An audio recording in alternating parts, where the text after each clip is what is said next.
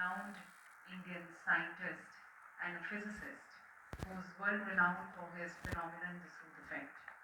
He, ladies and gentlemen, is the fourth principal scientific advisor to the Government of India. He's also the chairperson of Prime Minister's Science, Innovation and Technology Advisory Council, and for his exemplary work and his contribution in the field of science and technology, he has been conferred with the fourth highest civilian award of the country with Padma Shri. So I invite Padma Shri Ajay Jaiswal sir to please address this august gathering and to guide us, the Principal Scientific Advisor to the Government of India.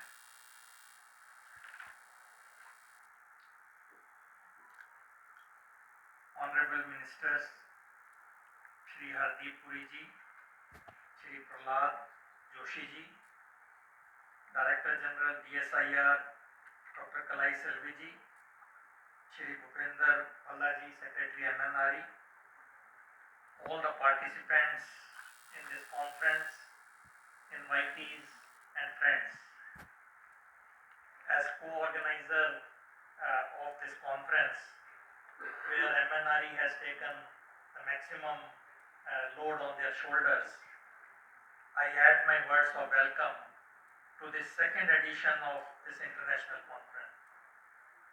This conference comes at a time when green hydrogen mission is firing on all the four cylinders and really delivering the goals which we have set for ourselves, namely decarbonizing the economy in coming years.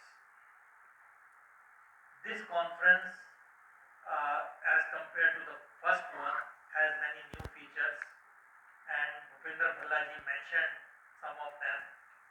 And another feature which I thought is worth looking at is how do we inspire our youths to really take this onus of sustainability on their shoulders. Keeping that in mind, this conference, as for the first time, organizing a youth session on sustainability and green hydrogen, along with quiz and hackathon. I am sure our youth will really rise to the occasion and contribute to sustainability as we go along, because the future really belongs to them. It has been mentioned already that India is on track to become a 5 trillion economy, and we all know that this growth brings critical economic and ecological challenges such as high import dependency for fuel and power generation and increased demand for energy, fuel and resources. Now, balancing economic advancement with the need to achieve climate goals, as all of us have promised, really requires energy transition, and green hydrogen is a path towards that. Green hydrogen mission has already identified deliverables, and we are all proceeding on track, rather at a fast pace, to achieve those targets which have been announced in the mission. The current global hydrogen market is approximately 90 million tons per annum, with projection indicating a rise to 270 metric tons per annum in coming years. Of this, low carbon green and blue hydrogen are expected to contribute about 200 metric tons per annum. Achieving net zero emission by 2050 will necessitate almost 500 metric tons per annum of low carbon hydrogen.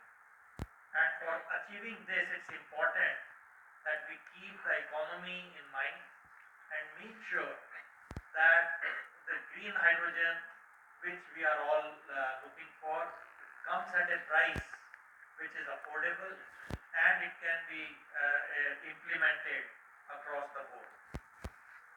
The green hydrogen supply chain, we all know, encompasses several critical stages: production, storage, transportation and consumption, each presenting its own set of challenges and opportunities. Innovation is needed to increase the affordability and efficacy of green hydrogen supply chain to enhance the efficiency, safety and reliability of the relevant systems and processes. Keeping that in mind, Green Hydrogen Mission has a R&D component in it where our goal is to see how R&D can help in achieving the higher efficiencies of electrolyzers, how we can make bioproduction of green hydrogen much more reliable and cost effective, and so on. At present, we all know that there is no single electrolyzer technology which excels in all aspects. So the future technology landscape will rely on innovation and competition among key technologies which you all know, such as alkaline, proton exchange membrane, solid oxide electrolysis cell and anion exchange membranes. And maybe a new method which will come up in next years, which will really be more efficient and do the job. So this competition will drive improvements and result in better suited technologies and system design for various applications.